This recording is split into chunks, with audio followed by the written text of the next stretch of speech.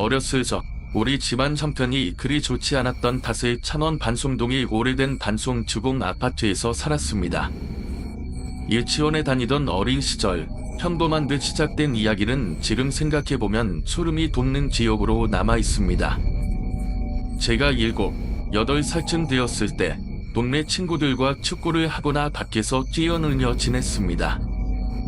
그 아파트 앞에는 작은 산이 있었고 여름이면 개구리가 많아 아이들과 산속을 놀이터 삼아 하루 종일 뛰놀곤 했죠.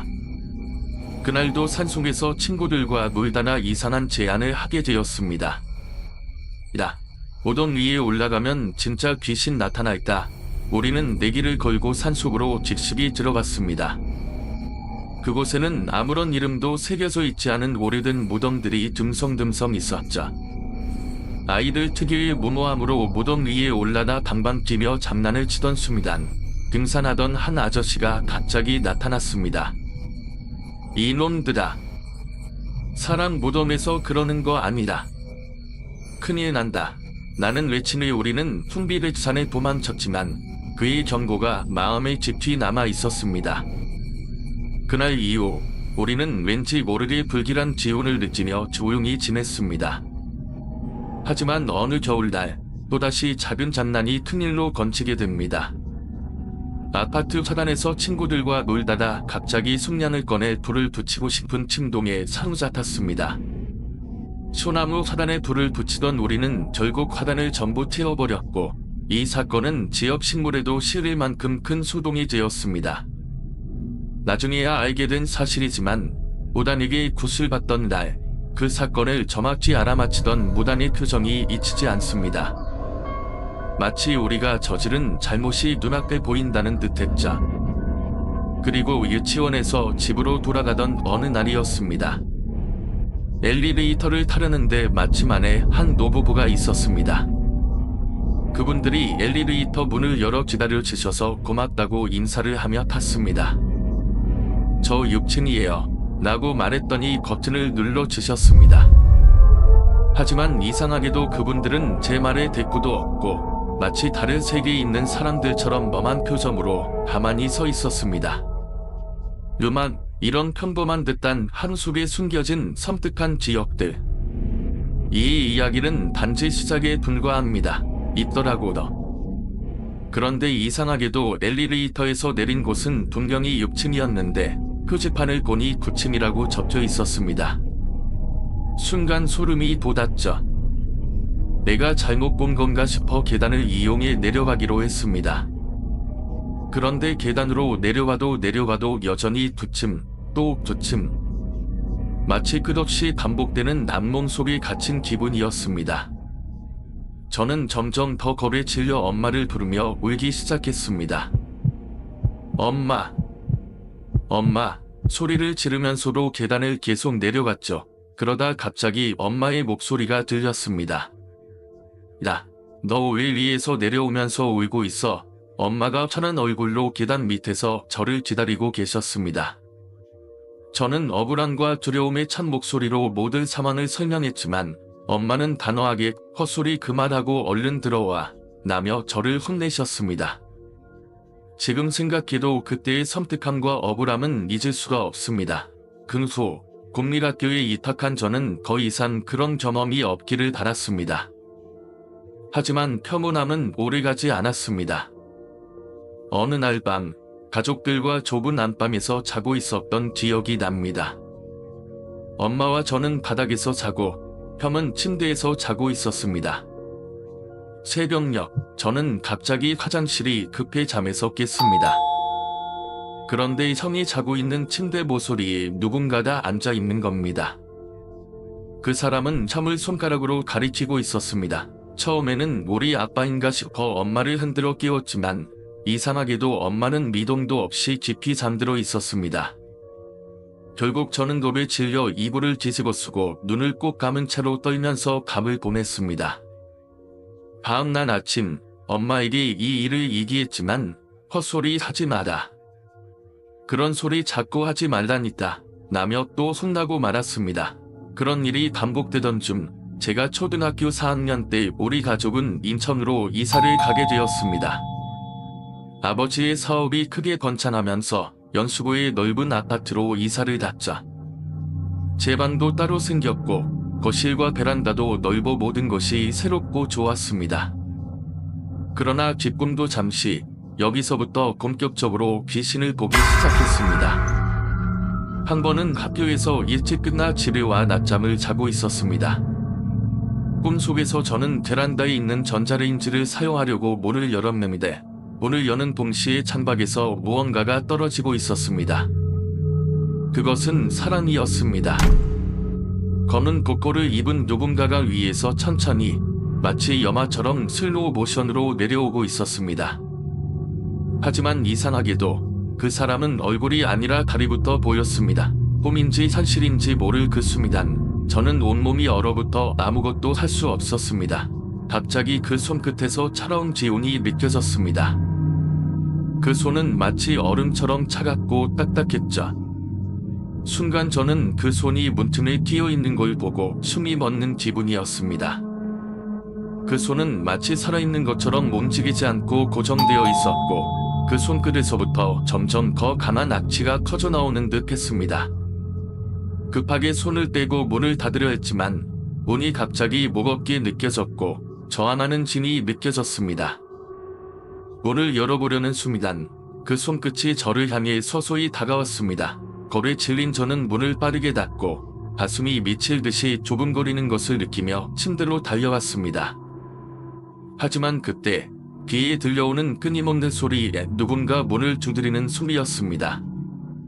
처음에는 아무렇지 않게 생각했지만 점점 더 세차게 두드리는 소리에 저희 심장은 멎을 것 같았습니다.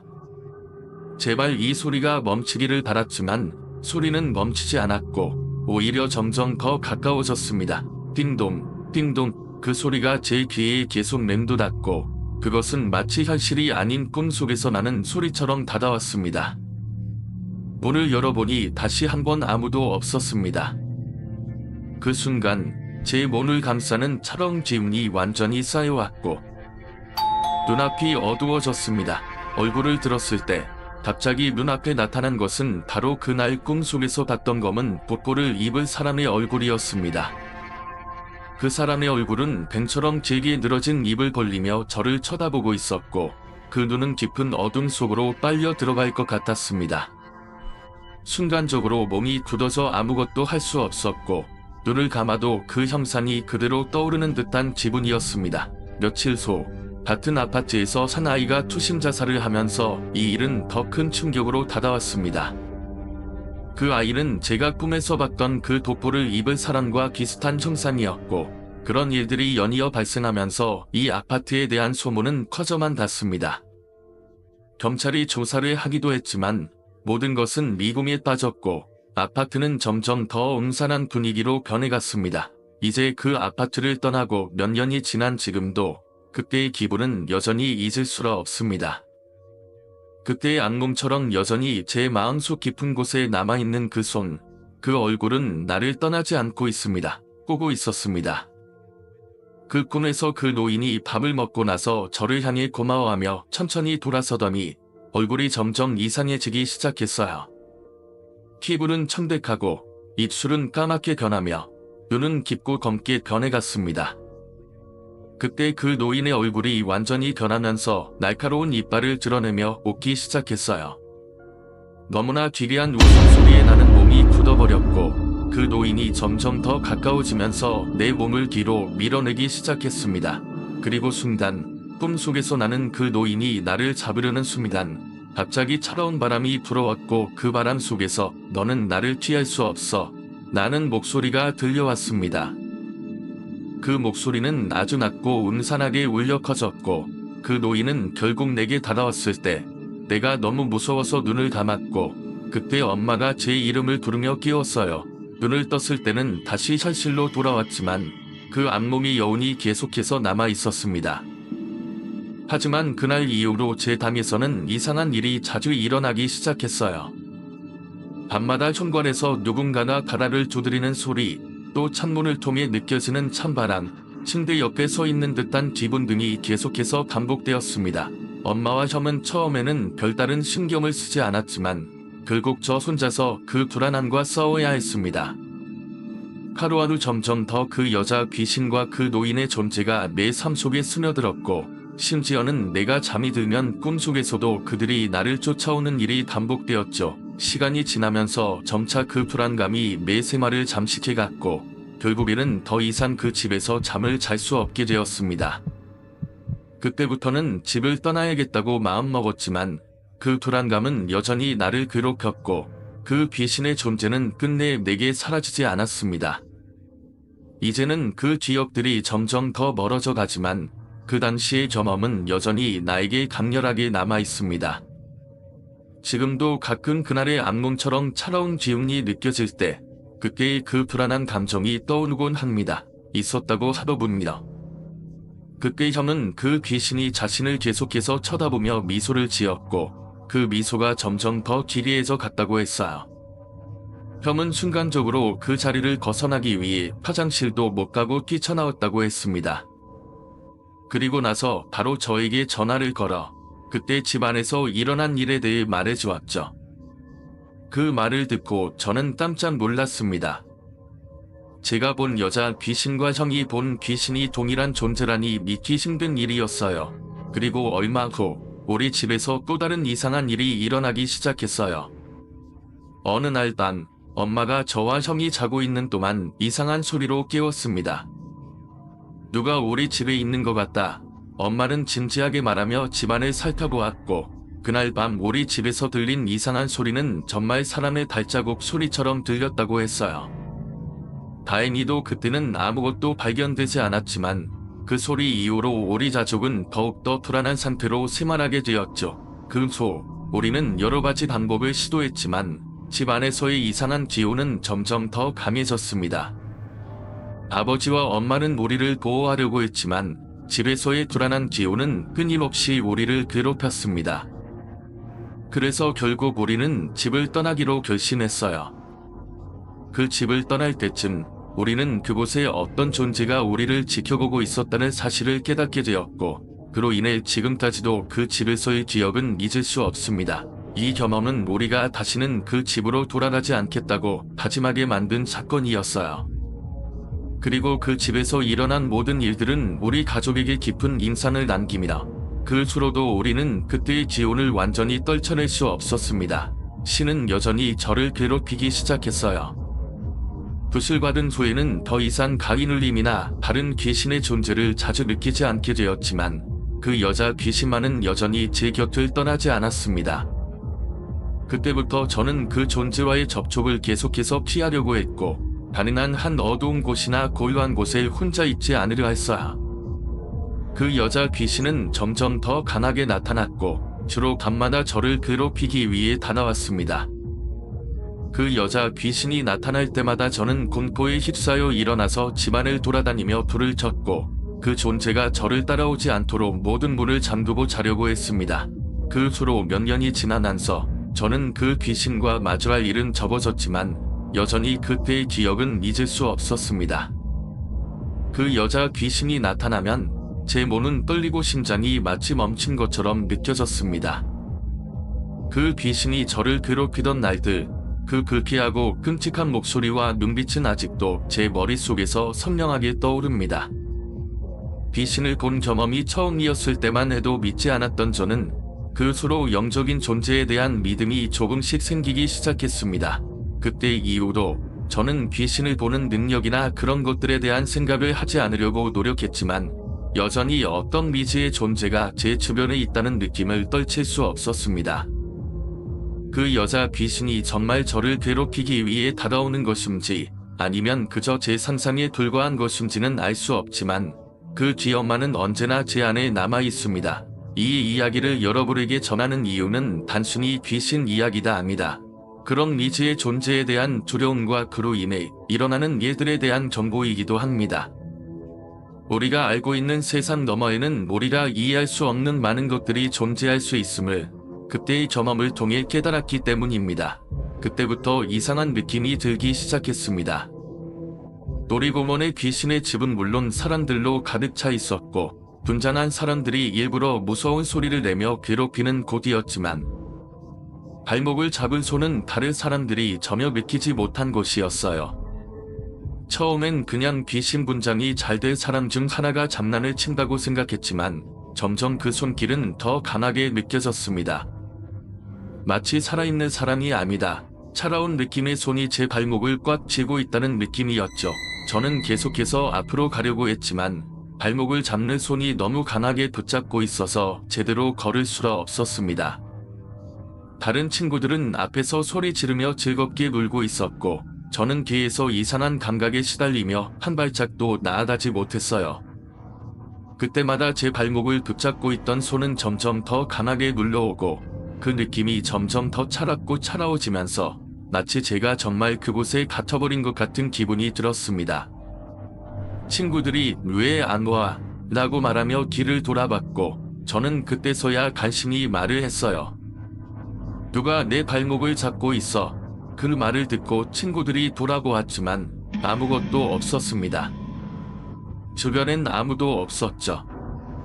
그럼에도 불구하고 그 차가운 손은 계속해서 제 발목을 붙잡고 있었고 마치 실체가 없는 누군가가 저를 괴롭히고 있다는 생각에 저는 계속해서 두려움을 느꼈습니다. 결국 그 귀신의 집을 끝까지 다 지나고 나서야 그 손길은 사라졌지만 그 순간의 느낌은 아직도 잊을 수 없습니다. 그날 이후로 저는 그곳에서 일어난 일이 단순한 공포 체험이 아니다. 더 이상 설명할 수 없는 어떤 존재와의 만남이었던 것 같다는 생각이 들었습니다. 그리고 그 이후로 귀신의 집처럼 사람들이 만들어낸 공포의 공간에서도 내가 정말로 이해할 수 없는 무언가가 있을 수 있다는 불안감이 계속해서 따라다녔습니다. 다음에는 그 사건 이후에 있었던 다른 이야기들도 들려드리려고 합니다. 아직 전부 얘기하지 못한 일들이 많고 특히 그 귀신의 집에서 경험한 이상한 일은 제 인생에서 몸이다 더 큰 사건의 시작이었을지도 모르겠습니다. 눈앞에 뭔가가 비춰진 걸 보았어요. 처음에는 그냥 유리창에 비친 제 모습인 줄 알았는데 그게 아니었어요. 그 유리물에 비친 건 분명히 제 뒤에서 서 있는 사람의 모습이었죠. 순간 제 심장이 멈추는 것 같았어요. 그 사람은 고리를 숙인 채로 아무 말도 하지 않고 서 있었습니다. 제가 분명히 혼자였고 뒤에는 아무도 없었는데도 불구하고 유리물에 비친 그 형체는 저를 뚫어지게 바라보고 있었어요. 놀라서 뒤를 돌아봤지만 주변은 아무도 없었습니다. 또다시 유리물을 보고 그 형체를 확인하려 했지만 그 모습은 이미 사라졌습니다. 순간적인 혼란과 공포에 휩싸였고 마치 숨을 쉴 수 없을 정도로 그 분위기가 어두워졌죠. 너무도 현실감 있게 나타났던 그 형체가 실체일 수도 있다는 생각에 두려움이 밀려왔습니다. 다시 인터폴을 눌렀지만 여전히 작동하지 않았고 전화를 걸었지만 엄마는 받지 않았어요.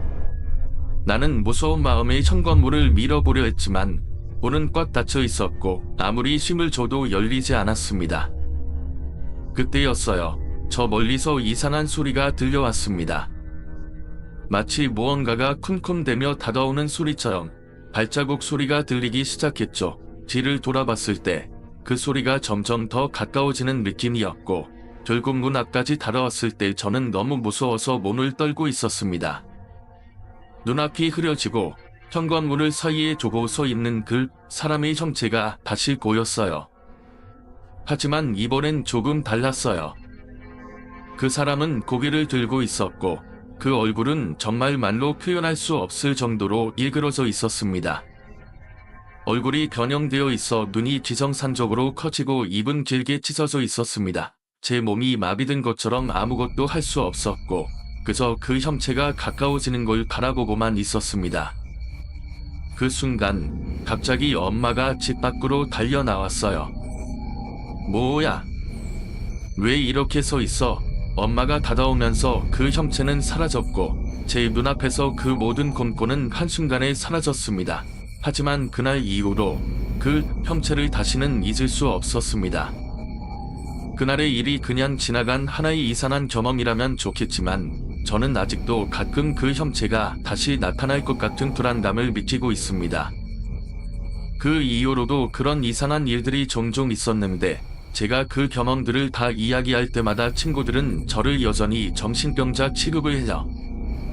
그래도 이 이야기를 나누면 조금이라도 마음이 편해질 것 같아서 이렇게 이야기를 남깁니다.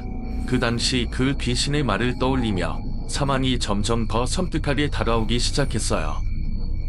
그 친구가 자살했다고? 그 말이 귀에 맴돌면서 온몸에 소름이 끼쳤죠. 저는 도저히 믿을 수가 없었지만 바로 그 친구가 말했던 대로 3주일 전 그 귀신이 말한 그 며칠 뒤 라는 말이 떠올랐습니다. 그 순간 그 말을 믿지 않으려고 했지만 제 안에서 뭔가 끊임없이 경고를 보내는 듯 했습니다. 전화가 끊긴 후 저는 도저히 아무것도 할 수 없었어요.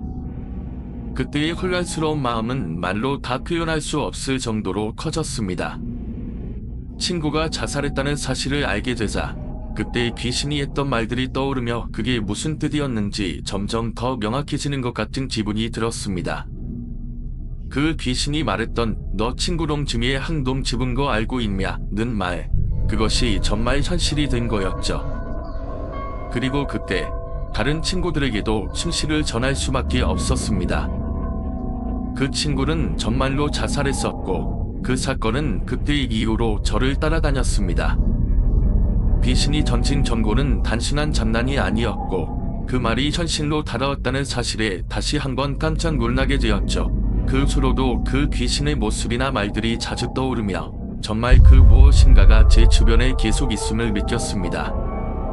어쩌면 그 귀신은 단순히 장난을 친 게 아니었을지도 모르고 제가 그 친구를 잃은 것처럼 그 귀신은 저에게 경고를 지르는 의도였을지도 모릅니다.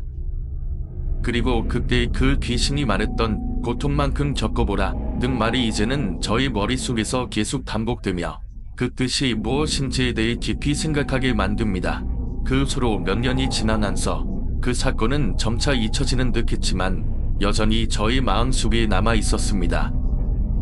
그러나 그 귀신의 경고가 단순한 꿈이나 환상이 아니라는 것을 깨닫기까지는 오랜 시간이 걸렸습니다. 그 귀신이 말한 너 친구놈 중에 한 놈 죽은 거 알고 있냐 는 말은 결국 현실로 다가왔고 그 사건을 겪은 뒤로 저는 점차 사람들의 말을 잘 듣고 그 속에 숨겨진 의미를 파악하려고 노력하게 되었습니다. 시간이 흐를수록 저는 그 귀신의 존재에 대해 점점 더 많은 질문을 가지게 되었습니다. 그 귀신이 정말로 사람들의 운명을 예고할 수 있는 존재였던 것일까? 아니면 단순히 우연의 일치였을까? 친구의 자살이라는 사건은 그때 그 귀신의 말과 겹쳐서 저에게 큰 충격을 주었지만 동시에 다른 생각들을 불러일으켰습니다. 그 귀신은 단순히 저를 두려움에 빠뜨리기 위한 존재였을까? 아니면 저에게 어떤 메시지를 남기고 싶었던 걸까요? 그 사건 이후 저는 자주 그 귀신이 말했던 그 문장을 떠올리며 매일 밤 잠자리에 들기 전마다 자신에게 질문을 던졌습니다. 그 귀신은 왜 나에게 그런 말을 했을까? 나에게 어떤 이유로 그렇게 경고를 주려고 했던 것일까? 그렇게 생각할 때마다 저 자신도 모르게 두려움이 밀려왔고 그때의 상황이 머릿속에 생생하게 떠오르곤 했습니다. 그 귀신이 나에게 했던 말은 정말로 단순한 경고였을까? 아니면 그 이상 무엇인가를 알려주려고 했던 걸까? 그리고 시간이 흘러 저는 점점 더 많은 의문을 품게 되었습니다. 그 귀신의 존재는 정말로 사람들에게 영향을 미칠 수 있을까요? 그 귀신의 말이 현실로 이루어졌다면, 그렇다면 다른 귀신들도 사람들의 운명에 영향을 미칠 수 있는 걸까? 그 귀신이 나에게 한 경고처럼 다른 사람들에게도 비슷한 방식으로 경고를 주고 있을지도 모른다는 생각이 들었습니다. 그 귀신이 저에게 고통만큼 겪어보라 는 말을 했을 때 저는 그 말이 단순히 저를 겁주려는 말이 아니었음을 깨달았습니다. 그 말은 사실 나에게 중요한 의미를 담고 있었던 것 같았습니다. 그 귀신은 내게 어떤 고통을 겪게 하고 싶었던 게 아니다. 내가 미래에 겪게 될 어려움이나 시련을 미리 경고하려고 했던 것이었을지도 모릅니다. 어쩌면 그 귀신은 나에게 준비하라고 했던 것일지도 모르죠. 미래에 어떤 어려움이 닥칠지 모르지만 나는 그때 그 귀신이 남긴 경고를 잊지 않으려고 합니다. 어쩌면 그 귀신의 존재는 단순한 환상이거나 우연의 예치였을지도 모릅니다. 하지만 그때 이후로 저는 귀신에 대해 더 많은 관심을 가지게 되었고, 그 존재들이 사람들의 삶에 어떤 영향을 미칠 수 있는지에 대해서도 다시 한번 생각해보게 되었습니다. 과연 이 세상에는 우리가 이해할 수 없는 신이나 존재가 있는 것일까? 그 귀신이 말한 고통만큼 적거보다는 말은 지금까지도 제 마음에 깊이 남아 있습니다. 그 말이 나에게 무엇을 의미했는지 아직도 확실히 알지 못합니다. 그 이후로 제 삶은 조금씩 달라졌습니다. 사람들과의 관계에서 더욱 신중해졌고, 매일매일 살아가는 데 있어서 조금 더 조심스럽고 경각심을 갖게 되었습니다. 제 친구의 자살 사건 이후 저는 정말로 중요한 교훈을 얻었고, 그 교훈이란 우리가 만나는 모든 사람들과 사건들에 대해 깊이 생각하고 그 속에서 무언가 중요한 메시지를 찾으려는 자세였습니다. 그 귀신의 존재는 이제 단순히 공포의 대상이 아니다. 제 삶에 영향을 미친 중요한 사건으로 기억됩니다. 그 귀신이 나에게 남긴 경고는 단순히 무서운 이야기가 아니다. 제 삶에서 꼭 필요한 교훈을 주려고 했던 것이라고 믿고 있습니다. 그때의 이야기를 통해 저는 앞으로도 더욱 심심하고 조심스럽게 살아가야겠다고 다짐했습니다. 울고 있을 때 그 검은 도포를 입을 사람이 저를 바라보며 천천히 다가왔습니다. 제 눈에는 그 사람이 무언가 중요한 말을 하려는 듯한 느낌이 들었습니다. 그 사람의 얼굴은 구체적으로 보이지 않았고 그저 흐릿한 그림자처럼 느껴졌습니다. 그의 존재 자체가 압도적이고 말로 설명할 수 없는 어둠 속에서 느껴지는 무게가 있었습니다.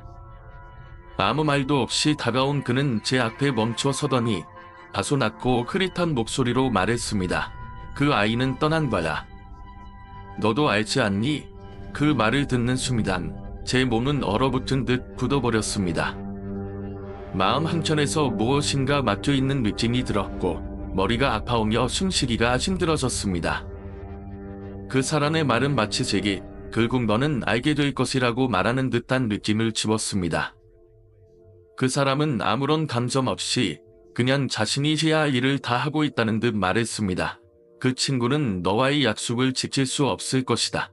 그 순간 저는 온몸이 떨리며 눈물이 흘렀습니다. 그 친구가 정말로 떠나버렸다는 사실이 믿기지 않았고 그것을 확인하고 싶다는 강렬한 욕구가 일어났습니다. 하지만 그때 그 사람이 말했습니다. 너는 여기서 그저 보고만 있을 것이다. 너의 손이 닿지 않는 곳에 있는 이 상황을 받아들여라. 그 말을 듣고 나서 제 시선은 갑자기 그 친구의 영정사진을 잡고 있는 친구에게로 옮겨졌습니다. 그 친구는 눈물을 흘리며 고개를 숙이고 있었고 그 모습은 너무도 절망적이었습니다. 마치 모든 게 끝났다는 듯 그는 그 영정사진을 계속 손에 쥐고 있었습니다. 순간 제 마음에 그 친구와 마지막 인사를 나누지 못한 후회가 밀려왔습니다. 그 친구가 떠나기 전에 내게 말을 해줬다면 내가 더 잘해줄 수 있었을 텐데 하는 생각에 너무나 마음이 아팠습니다. 긍수로는 꿈속에서 그 친구의 얼굴이 계속 떠오릅니다.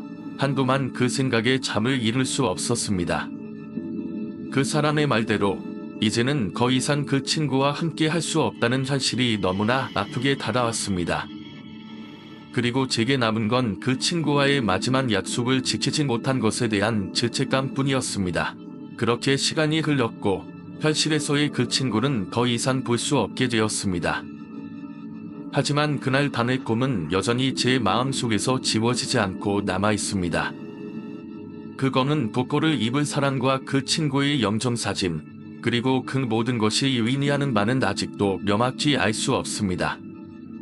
그것이 단지 꿈이었을지 아니면 그 친구가 저에게 남긴 마지막 메시지였을지는 모르겠습니다.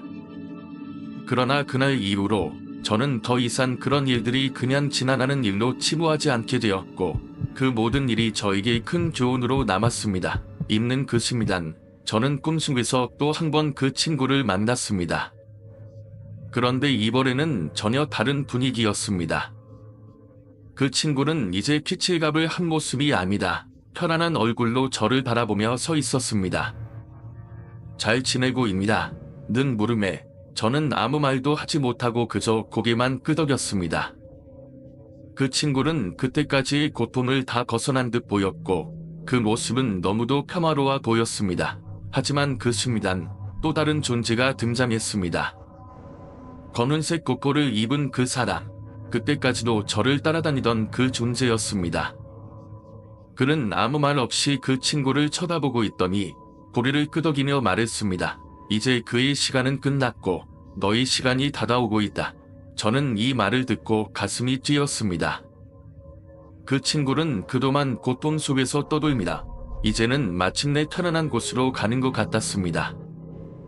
하지만 저에게 남은 것은 그 친구가 남긴 마지막 부탁이었습니다. 도모님을 잘 돌봐달라는 그 말, 저는 그것을 지켜야 한다는 책임감에 휘둘리고 있었습니다. 그 친구는 이제 떠났지만 그의 유언은 여전히 제 마음속에서 되새겼습니다. 저는 그 말을 실천할 수밖에 없었습니다. 그 후로도 꿈속에서 여러 번 그 친구를 봤습니다. 그의 모습은 점점 밝고 편안한 얼굴을 하고 있었고 때때로 그는 저에게 미소를 지으며 다가오곤 했습니다. 그럴 때마다 저는 그가 정말로 떠나간 것이 맞는지 아니면 아직 저와 함께 있는 것인지 혼란스러워졌습니다. 결국 저는 그 친구의 어머니께 다시 한번 전화를 걸어 그녀에게 조금이나마 위로의 말을 전할 수 있었습니다. 물론 그것만으로는 부족했지만 적어도 그 친구의 뜻을 조금이라도 이을 수 있었던 것 같았습니다. 그리고 그 친구의 죽음 이후로 저와 함께했던 많은 시간들이 더욱 소중하게 느껴졌습니다. 그 친구는 더 이상 제 곁에 없지만 그의 이야기는 계속 제 안에서 살아 숨쉬고 있었습니다. 그날 이후로 저는 죽음을 더 이상 두려워하지 않게 되었습니다. 그것이 우리에게 남긴 교훈이었고 우리가 서로에게 남길 수 있는 가장 중요한 것은 단순히 물질적인 것이 아니다. 마음으로 전달하는 따뜻한 말과 행동이라는 것을 깨달았습니다. 그 친구는 더 이상 고통을 겪지 않으며 평화로운 곳으로 갔을 겁니다.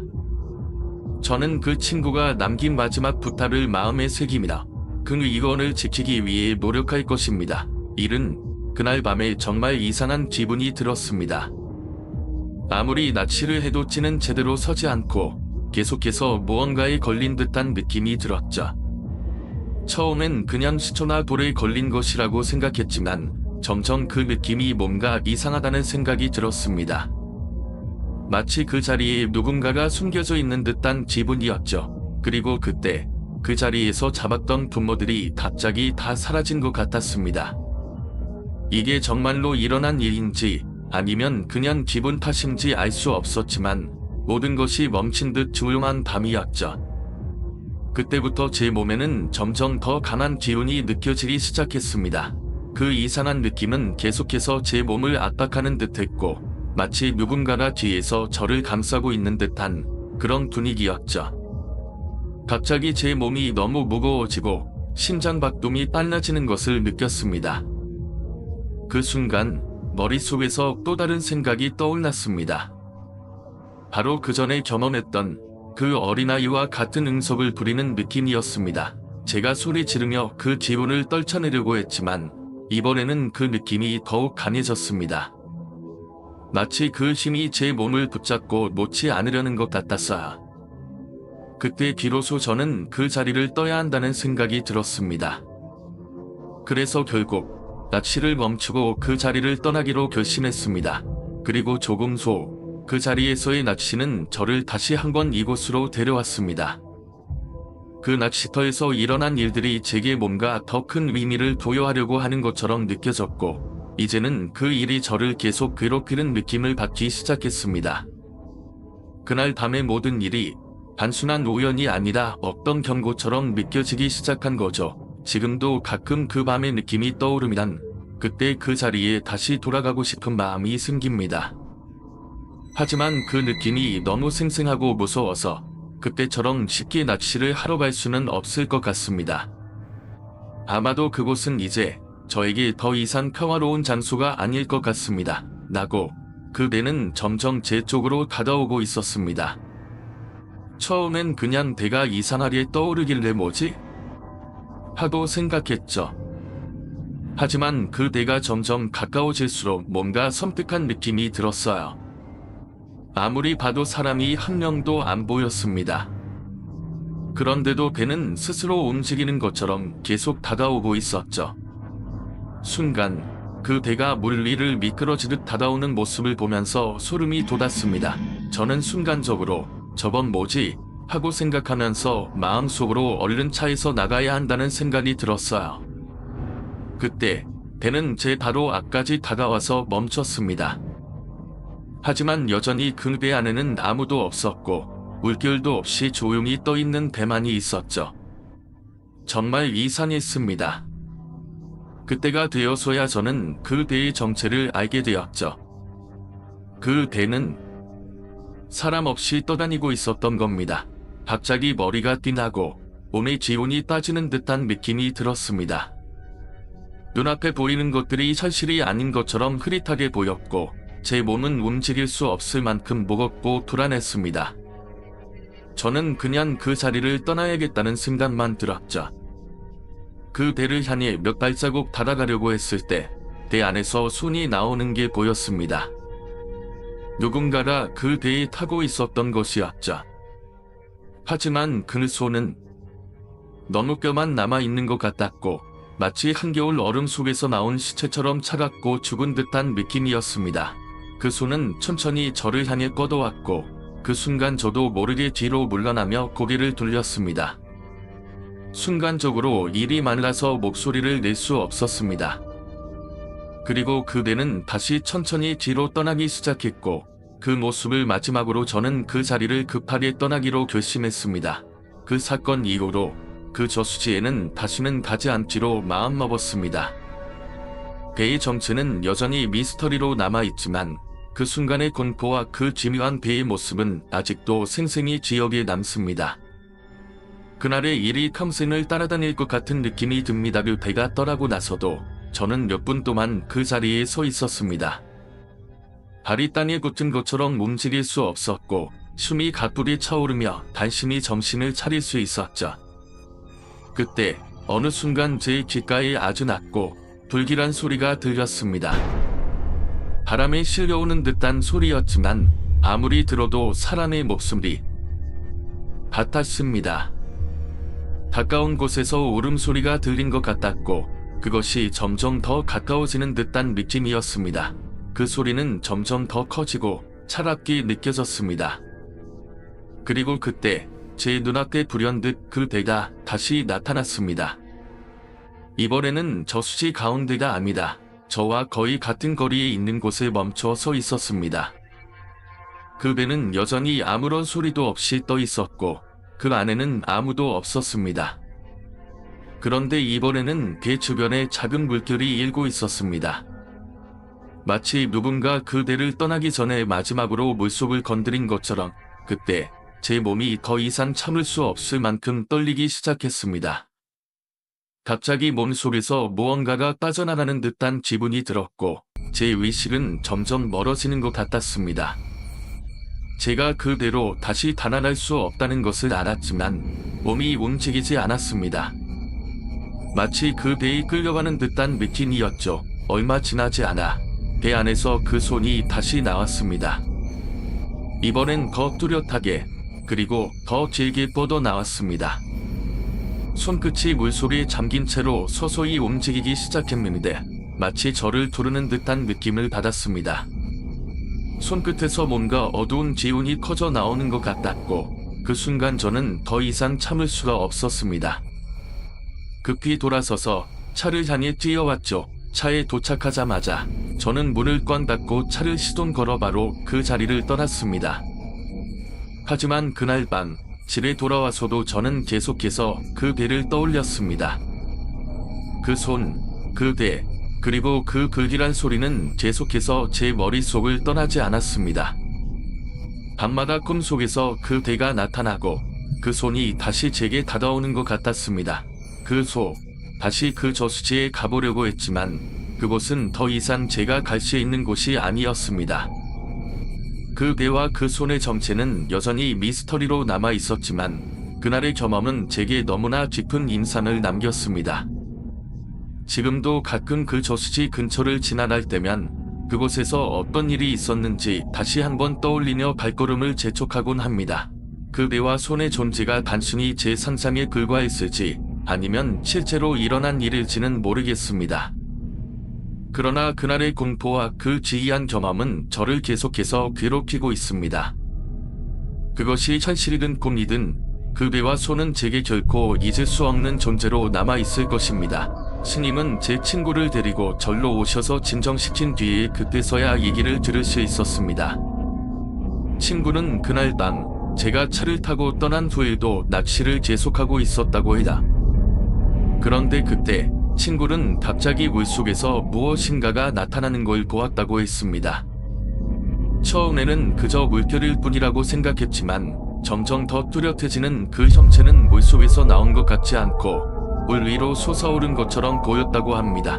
친구는 점차 가까워지는 그 형체를 보며 무서워서 떨기 시작했는데 그것은 점점 더 커지고 다가오면서 뭔가 불길한 기운을 풍겼다고 합니다. 그러가 갑자기 그 형체가 물 밖으로 솟아오르자 친구는 비명을 지르며 훈절 직전까지 갔고 스님이 그 소리를 듣고 내려와서 상황을 알아챘다고 했습니다. 친구가 이렇게 끔찍한 일을 겪고 나서 스님은 친구를 절로 데려가 진정시킨 뒤 그에게 이곳은 오래된 저수지로 예전부터 많은 사람들이 그곳에서 실종되었거나 사고를 당했다고 합니다. 물속에 얽힌 염원들이 그곳에 머물고 있는 게 분명하답니다. 더 이상 그곳에서 낚시를 하지 말라고 경고하셨습니다. 저는 그 이야기를 듣고 다시 한번 그 저수지에서 벌어진 일들이 현실이었음을 확신하게 되었습니다. 그날 이후로 저는 그 장소를 다시는 찾지 않았고 친구도 그 일 이후로는 낚시를 떠나지 않게 되었습니다. 그날의 경험은 그저 낚시를 즐기려던 우리의 평범한 계획을 영원히 바꿔놓았고 그 저수지에서 일어난 일들은 아직도 머릿속에서 떠나지 않습니다. 그리고 그날 이후로 저수지 근처에 있는 절과 그곳에 얽힌 전설들을 더 듣게 되었고 저는 그곳에 숨겨진 염원들의 이야기와 그들과 얽힌 미스터리한 사건들을 더 이상 쉽게 잊을 수 없게 되었습니다. 그 여성 전용 키티샵은 다른 곳과는 달리 정말 특이한 분위기를 자랑했어요. 외관은 고급스러운 느낌을 주면서도 입구부터 뭔가 묘한 느낌이 들었죠. 그리고 그곳에서 일하는 사람들도 뭔가 기밀스럽고 분위기가 너무 조용해서 처음엔 조금 어색했어요. 특히 그곳의 주인인 미스 김이라는 사람은 다른 사람들과는 좀 다른 분위기를 풍기곤 했죠. 그 여자 사장님은 굉장히 차갑고 말도 거의 하지 않았어요. 그녀가 할 말이 있을 때는 항상 짧고 간결하게 말했으며 그때마다 주인은 더더욱 어두운 느낌이 들었습니다. 처음에는 아무것도 몰랐어요. 단지 내가 맡은 회원들을 잘 가르치고 운동 프로그램을 잘 진행하라는 임무만 있었죠. 그곳에서 회원들은 대부분 여성들이었고 나도 처음에는 잘 지내는 것 같았어요. 그런데 시간이 지나면서 이상한 일이 하나둘씩 일어났습니다. 어느 날 제가 운동을 가르치던 중 한 회원이 갑자기 굉장히 불안해 보이며 운동을 중단하더라고요. 그녀는 얼굴이 창백하고 땀이 뒤오듯 흐르면서 무언가에 쫓기는 듯한 눈빛을 보였어요. 저는 당황해서 왜 그런지 물어봤죠.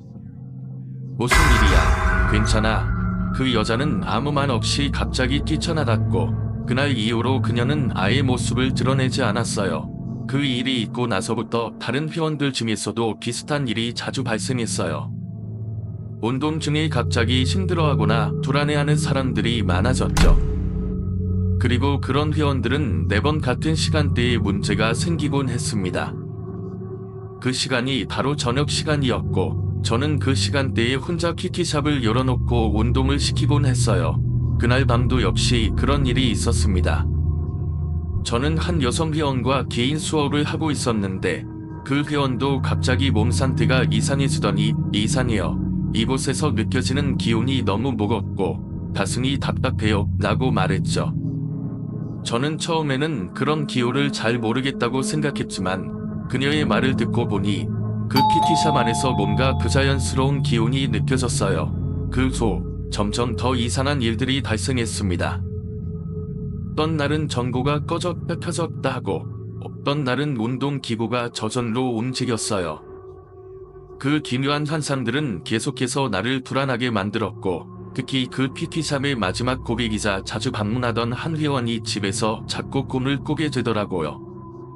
그녀는 꿈에서 이 PT샵에 자주 등장하는 남자 형상을 봤고 그 남자는 항상 무언가를 속삭이며 다가왔다고 했습니다. 더욱 이상한 점은 그 남자 형상이 바로 PT샵의 전 주인이었다는 것이었어요. 그가 갑작스럽게 사라지고 나서 이곳에서 여러가지 이상한 일이 일어나기 시작했습니다요. 전 주인이 사라진 이유는 명확하지 않았고 그의 사망 소식도 전해지지 않았습니다. 그 후로 저는 PT샵에서 더 이상 일할 수 없었어요. 더 이상 그곳에 남아있는 게 불안했죠. 제가 그곳에서 일했던 마지막 날, 사장님이 저에게 갑자기 다가와서 이곳에서 일하지 말라고 경고한 적이 있지 않느냐고 말했어요. 저는 얼떨결에 고개를 끄덕였고 그 후로는 그곳과 전혀 연관이 없어졌습니다. 지금 생각해보면 그 당시 그곳에서 느꼈던 묘한 기운과 그곳에서 일어난 여러가지 이상한 일들이 모두 설명할 수 없는 미스터리였어요. 이제는 그 이야기가 점점 더 오래된 기억이 되었지만 그때 경험한 일들은 정말 잊을 수 없습니다. 그날 아침 대표님이 출근하신 후 저는 자연스럽게 그 사건에 대해 이야기했어요. 오늘 아침에 특이한 일이 있었어요. 문을 열고 있던 중에 어떤 남자가 들어왔는데 대표님을 찾더라고요. 그래서 말했죠. 대표님 아직 안 오셨다고요. 그랬더니 자기소개하면서 대표님 남자친구라고 하면서 웃고 나갔어요. 그 이야기를 들은 대표님은 순간 표정이 굳어졌습니다. 잠시 말없이 저를 바라보다가 그랬구나, 내다고 한마디만 하더니 급히 다른 말로 넘어가셨어요. 그때는 아무 의심 없이 그냥 지나쳤죠. 하지만 근수부터 그 일은 점점 더 신경이 쓰이기 시작했어요. 며칠 뒤 그 남자와 관련된 이상한 일들이 일어났어요. 대표님은 점점 더 피곤해 보였고 가끔은 수업 중에 손이 떨리기도 했습니다. 예전처럼 에너제틱하고 활기찬 모습이 아니었죠. 그런 모습을 본 다른 트레이너들도 조금씩 이상한 기운을 느끼기 시작했고 그 남자의 존재가 계속해서 불안감을 조성했어요. 그 남자가 다시 PT샵을 찾아왔던 날, 대표님은 그와 아주 짧게 대화한 뒤 급히 일을 마무리하고 돌아갔어요. 그 남자의 모습도 점점 더 괴이하게 변해갔고 그의 출연 이후 PT샵 내부에서 이상한 일이 계속 발생했습니다.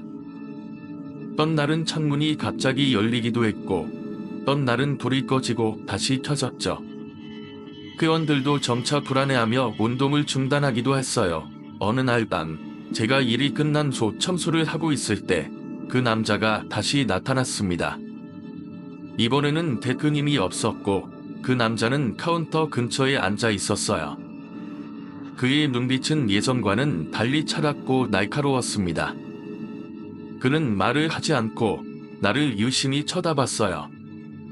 너무 불끈한 기운이 느껴져서 저는 급히 일을 마치고 밖으로 나왔습니다. 그리고 그날 이후로 대표님은 다시는 그 남자와 연락을 끊었다고 말했습니다. 하지만 저는 여전히 그 남자의 정체가 무엇이었는지 그리고 그가 이곳에 왜 나타났는지 의문이 남습니다. 그리고 PT샵 내에서는 그 남자와 관련된 어떤 일이 벌어졌는지 미스터리한 분위기가 여전히 가득한 곳이었습니다. 저는 근수로 그곳에서 일할 때마다 그 남자가 다시 나타날까봐 무서워서 어떤 일이 있어도 그 남자를 다시 보지 않기를 기도하며 일을 마무리했습니다. 그 남자의 목소리가 점점 더 가까워지면서 저는 순간적으로 얼어붙었습니다. 대표님이라고 생각했던 사람이 그 자리에 있었지만 그 목소리가 확실히 남자였거든요. 뭔가 이상한 기운이 감돌면서 제 몸은 그저 얼어붙어 있었어요. 다가오는 그 남자의 발소리는 점점 더 선명하게 들리는데 제 머릿속에서는 모든 게 혼란스러웠습니다. 그리고 순간 그 남자는 바로 제 앞에 멈춰 섰습니다. 오늘따라 엄청 피곤하다. 그 말은 명백히 남자의 목소리였어요. 제 눈앞에는 대표님의 모습이 그대로 서 있었지만 그 목소리는 전혀 다른 사람이었죠. 그 순간 제 마음은 심장처럼 빠르게 뛰기 시작했고 입술은 떨려서 아무 말도 할 수 없었습니다. 그 남자는 아무렇지 않게 제게 다가와서 문을 여는 도어람을 보고는 그냥 지나쳤습니다. 그때까지는 대표님이 나랑 얘기하고 있는 것처럼 보였는데 그 남자 목소리가 들려오는 순간부터는 그게 아닌 것 같다는 확신이 들었어요. 그리고 그가 지나가면서 오늘도 힘들었어 라고 중얼거렸고 그 목소리는 분명히 남자의 목소리였습니다. 너무나 당황스러워서 저는 그 뒤로 한동안 아무 말도 할 수 없었고 그 남자는 여전히 대표님처럼 행동하며 PT샵 안으로 들어갔습니다. 하지만 그날 이후로는 이상한 일이 끊이지 않았습니다. 매일같이 그 남자 목소리가 들리고 대표님의 모습이 다시는 예전처럼 밝고 활기차지 않게 되었습니다. 그 이후로 저는 그 PT샵에서의 일을 계속해야 했지만 그 남자와 관련된 의무는 계속해서 저를 괴롭혔습니다. 언제나 대표님은 예전처럼 조용하고 무뚝뚝했지만 그 남자와의 관계는 여전히 풀리지 않은 미스터리로 남아 있었습니다. 그날 이후로 PT샵에서는 더욱더 불길한 느낌이 들었고 그 남자에 대한 생각은 점점 더 강하게 떠올랐습니다. 이 모든 일이 정말 현실인지 아니면 그저 제 상상 속에서 일어난 일인지는 알 수 없었지만 그날의 경험은 저를 잊을 수 없게 만들었습니다. 그 여성 전용 PT샵을 소개해줬던 분에게 연락을 받게 되었습니다. 그분은 저와 계약이 되어 있던 회원들의 스케줄을 마친 뒤 이제는 그 PT샵에서 일하지 않게 된 제게 다시 연락을 하여 혹시 그때 일어났던 일이 기억나냐? 라고 물었습니다. 순간 저는 그때의 기억이 떠오르며 소름이 돋았습니다. 저는 그날 밤 대표님과 그 남자의 목소리가 섞여서 들었던 그 기이한 경험을 떠올렸죠. 그분은 저에게 이야기하길 그 PT샵에서 다시는 설명할 수 없는 기이한 일들이 자주 일어났다고 했습니다. 대표님의 이름을 알고 있던 남자라면 그의 등장도 이상했고 이후로도 계속해서 그 PT샵 주변에서 이상한 일이 벌어졌다고 했죠. 심지어 그 남자가 다시 나타났다는 이야기도 전해 들었고 직원들은 그것이 아무래도 영적인 것 같다고 생각했다는 말을 들었습니다. 대표님은 그 사건이 일어난 후로도 여전히 조용히 지내고 있었지만 그곳에서의 일들은 사람들의 일에서 끊이지 않았다고 했습니다.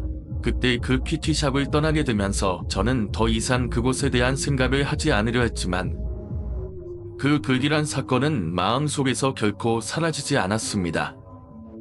그리고 결혼 후 전업주부가 되면서 그 일을 더 이상 떠올리지 않으려고 했지만 가끔 식구에서 그 남자와 대표님을 만나게 되면 그때의 공포가 다시 밀려오곤 했습니다. 어느 날 그 PT샵에서 일하던 후배가 저에게 연락을 했습니다. 그 후배는 지금도 그곳에서 일을 하고 있는데 최근에 대표님과 관련된 이야기들이 다시 돌고 있다는 거예요. 대표님은 여전히 그곳에서 일하고 계시지만 가끔씩 이상한 일이 발생하는 것 같다고 하더라고요. 그 후배는 너무 두려워서 더 이상 그곳에서 일을 못하겠다고 말했고 저는 그 이야기를 들으면서 그동안 잊고 있던 그 PT샵의 어두운 기밀들이 다시 떠오르게 됐습니다. 그 PT샵에서 일어난 일들은 결국 끝이 없는 미스터리로 남아 그곳을 떠난 사람들에게 여전히 깊은 인상을 남기고 있는 것 같습니다. 그 후에 그런 이야기를 들었을 때 마음속에서 점점 더 많은 의문이 들었어요. 그때 대표님이 이야기했던 사고로 죽은 전 남자친구가 진짜 존재했던 인물일까요? 아니면 그저 자신을 보호하기 위한 이야기였을까요? 그리고 대표님이 남자 목소리로 말했던 사건과 전혀 연결되지 않았던 이야기들이 갑자기 하나하나씩 떠오르기 시작했어요. 그 전 남자친구가 사고로 죽었다는 말이 정말 사실이라면 그 남자가 나타난 이유는 무엇일까요? 그리고 그때의 그 기이한 경험은 단순한 오해나 착각이었을까요? 너무 많은 의문들이 꼬리를 물고 이어지면서 그날 밤의 경험이 점점 더 신경이 쓰이게 되었어요. 그리고 그때 대표님이 남자 목소리로 말을 했던 순간 그 느낌이 단순히 목소리가 이상했을 뿐 아니라 그 목소리 속에 뭔가 다른 존재가 담겨 있는 것처럼 느껴졌어요. 마치 누군가가 그 대표님의 몸을 빌려서 말을 한 것처럼 그런 느낌이 강하게 들었죠. 그 후로 몇 번 더 그 PT샵을 떠나게 되었고 전혀 다시 생각하지 않으려고 했지만 그 사건은 시간이 지나도 계속해서 저를 따라다녔어요. 그때 대표님이 했던 말들과 그 남자 목소리, 그리고 그 당시의 기이한 분위기들. 그게 과연 현실이었을까? 아니면 뭔가 다른 초자연적인 힘을 위한 일이었을까? 그 진실은 여전히 밝혀지지 않은 채 저희 머릿속에서 미스터리로 남아있습니다. 그 사건 이후로도 가끔씩 그 PT샵에 대한 이야기를 들을 때마다 그때의 소름 돋는 경험이 다시 떠오릅니다. 그때 제가 겪은 일이 정말 단순한 착각이었는지 아니면 정말 그곳에 뭔가 불가사의한 일이 일어난 것인지 여전히 알 수 없지만 한 가지 확실한 건 그 사건은 제 인생에서 결코 잊혀지지 않을 경험이라는 것입니다. 그 후 아버지 친구분이 전화해서 전해주신 이야기는 더욱 소름 끼쳤습니다.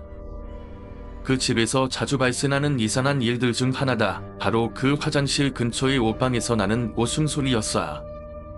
아무도 없을 때도 그 방에서 누군가 웃는 듯한 소리가 들린다고 하더라고요.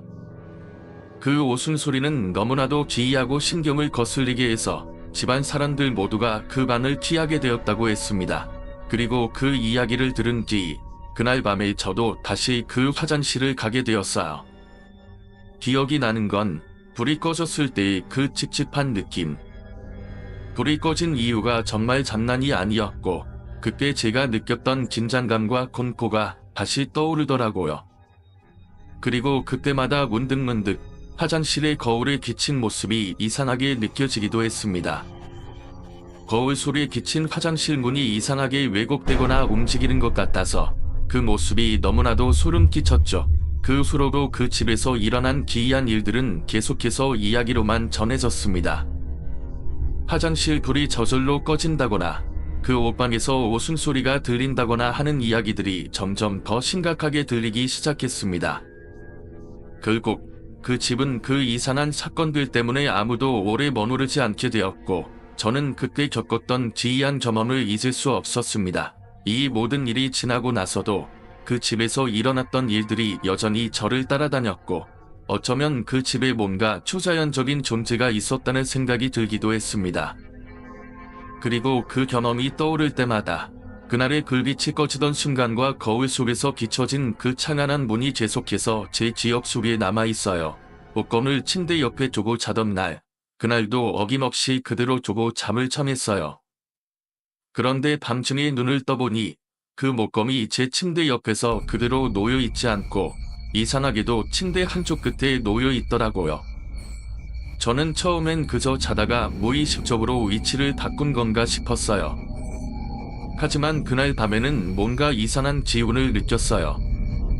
침대 주변 공기가 묘하게 차가워지고 평소와는 다른 분위기였거든요. 그 목검이 그렇게 침대에서 멀리 떨어져 있는 것이 불안감을 주었죠. 다음 날 아침 그 목검을 다시 침대 옆에 두고 있었는데 그때 친구의 말이 떠올랐어요. 검도를 할 때 그런 목검은 안 좋은 기운을 불러일으킬 수 있다. 라는 말이요. 그 말이 머릿속에서 맴돌면서 왠지 그 목검이 저에게 어떤 영향을 미치고 있다는 생각이 들었어요. 그 후로는 점차 목검을 사용하는 일이 줄어들었고 결국에는 기숙사에서 그 검을 치워버리게 됐어요. 하지만 그 일이 있고 나서부터 제 주변에서 조금씩 기이한 일들이 일어나기 시작했어요. 어떤 밤에는 침대 옆에서 자꾸 물건이 떨어져서 깼고 어떤 날은 이상하게 불안감이 느껴지기도 했습니다. 그것이 단순히 기분 탓인지 아니면 목검이 어떤 영향을 끼친 것인지 확실히 알 수는 없었지만 그 후로 저는 그 검을 다시는 사용하지 않았습니다. 그리고 그 진유한 현상들은 그 목검을 치운 후에도 사라지지 않았어요. 그런 일들이 계속 반복되면서 저는 그 경험을 통해 뭔가 불가사의한 존재가 있다는 생각을 하게 됐고 그 기운을 풀어줄 방법이 필요하다고 느꼈습니다. 나중에는 그 검을 다시 한번 제대로 처리하려고 마음먹었고 그 이후로는 더 이상 그런 일이 일어나지 않았어요. 그때의 경험이 저를 좀 더 신중하고 경계하는 사람으로 만들었죠. 정말 신기하고 섬뜩한 경험이었어요. 그 당시 기숙사에서 겪은 일이 점점 더 이해할 수 없는 방향으로 발전하는 것 같네요. 처음엔 목검을 침대 옆에 두고 잠을 자다가 그것이 어떤 형태로든 영향을 미쳤다는 느낌을 받은 겁니다요. 특히 그 시커먼 형체가 나타났을 때 무서운 기운보다는 친근하게 느껴졌다는 부분이 더 이상하고 진묘하게 느껴져요. 보통 이런 경험을 하면 공포와 혼란이 먼저 오는데 그 친구는 오히려 친숙하게 느껴졌다는 것이 더 많은 질문을 남깁니다. 그리고 근소 의자에 앉아있던 시커먼 존재가 사라지면서 그 목검과 거치대가 그대로 책상에 있던 걸 발견한 건 정말 충격적이었을 것 같아요. 목검을 옆에 두고 자지 말라고 했던 친구의 조언이 떠오르면서 그 목검이 그 존재와 연결이 있다는 생각이 듭니다. 그 검은 단순히 물건이 아니다. 어쩌면 어떤 영혼의 일부가 남아있는 듯한 느낌이었죠. 그렇다면 그 목검이 실제로 어떤 영향을 미쳤을까요? 과거에 사용한 물건에 영혼이 얽힌다는 이야기도 있지만 그것이 실제로 어떤 방식으로 나타날 수 있는지에 대한 의문이 남습니다. 그 경험이 단순한 꿈이나 착각이 아닌 실제로 그 목검에 얽힌 무언가가 존재했다고 생각되면 그 물건을 다루는 데 있어서 더 많은 주의가 필요할 것 같아요. 이런 이야기들은 때때로 그저 우연이나 사고처럼 들릴 수도 있지만 경험한 사람에게는 결코 그런 것이 아닙니다. 정말로 믿기 어려운 일이지만 그때의 상황이나 느낌들이 모두 실화라는 점에서 더 많은 사람들에게 공유하고 싶은 이야기가 될 것 같아요. 그렇게 제 기숙사 생활 속에서 이상한 일이 또 일어날 때마다 저도 점점 더 이런 현상들에 대해 생각하게 되었습니다. 목검을 그냥 물건으로 여길 것이 아니다. 그 안에 어떤 영혼이나 기운이 깃들어 있을지도 모른다는 생각이 들었거든요. 그 후로는 그 목검을 침대 옆에 두지 않고 항상 안전한 곳에 보관하기로 했습니다. 이상한 일이 반복될 때마다 그 물건에 대한 신뢰와 경외감을 느꼈습니다. 여러분도 그런 경험이 있나요? 일상 속에서 설명할 수 없는 사건들이 일어나곤 하죠. 그것이 바로 우리가 미처 이해하지 못한 세계가 존재한다는 증거일지도 모릅니다. 이 이야기가 여러분에게도 무언가를 생각하게 만들었기를 바랍니다. 혹시 비슷한 경험이 있으시거나 다른 이야기들을 나누고 싶으시다면 댓글로 여러분의 생각을 공유해주세요. 이 이야기가 흥미로웠다면 좋아요와 구독 버튼을 눌러주세요. 앞으로도 더 많은 이야기를 들려드리기 위해 노력하겠습니다. 그럼 오늘도 제 이야기를 들어주셔서 감사합니다. 앞으로도 계속 저와 함께 신비롭고 공포스러운 이야기들을 따라와 주세요. 감사합니다.